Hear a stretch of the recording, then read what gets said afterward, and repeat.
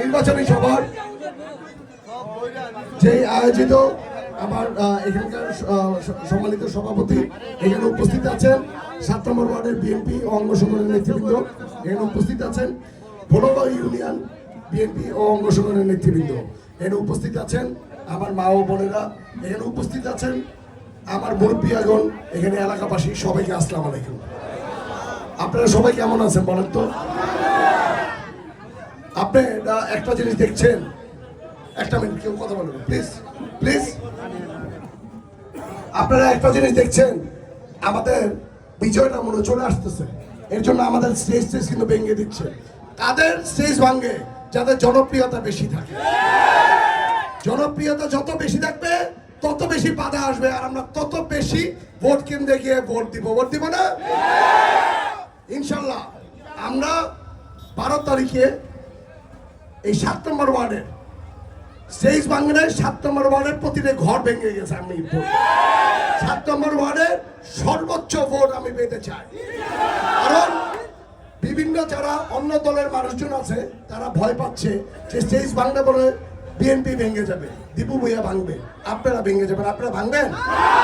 তাহলে আমাদের কি করণীয় আছে বলেন তো? কবে ভোট দিবেন? হাত তুলে বলেন তো। 12 তারিখে আমরা সকলে মিলে, শুধু আমরা আমাদের ভোট দিব না, আমরা আমাদের আত্মীয় স্বজন, বন্ধু বান্ধব, পাড়া প্রতিবেশী সকলকে নিয়ে ইনশাল্লাহ আমরা ভোট কেন্দ্রে যাব। আজকে আপনাদের ভোলবা ইউনিয়নের বিভিন্ন সমস্যা আছে। আপনাদের এখানে বৃষ্টি হলে পানি জমে যায়, ড্রেনের কোনো ব্যবস্থা নাই, খাল বিল ভরে ফেলেছে। ইনশাল্লাহ আমি যদি জয়যুক্ত হই, 12 তারিখের পরের থেকে আপনাদের খাল বিল কাটা শুরু হবে, আপনাদের পানি বন্ধতা ইনশাল্লাহ জলবদ্ধতা বন্ধ করার চেষ্টা করব। আমার মা বোনরা অনেক কষ্ট করে গ্যাসের টাকা দিয়েছেন, আপনারা টাকা দিয়েছেন না? 3 বেলার জায়গায় 2 বেলা খেয়ে টাকা জমা দিয়েছেন। এই গ্যাস লাইনটাকে অবৈধ করে দিয়েছে আওয়ামী সরকার।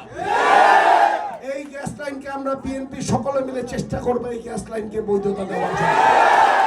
আজকে আপনাদের সাথে মিলে ইনশাল্লাহ একটি স্বপ্নের রূপগঞ্জ করব। মিলেমিশে গর্ব মোরা স্বপ্নের রূপগঞ্জ, আবার মিলেমিশে গর্ব মোরা।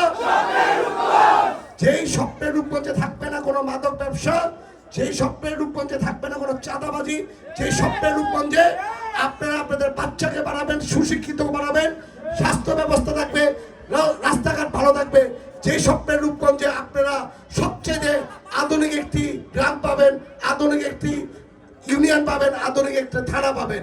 ইনশাল্লাহ এই স্বপ্নের রূপগঞ্জ আমরা সকলে মিলে করব। তাইলে 12 তারিখে ইনশাল্লাহ কি আমি জয়যুক্ত হব? 12 তারিখে কি সর্বোচ্চ ভোট পাবো এখানে?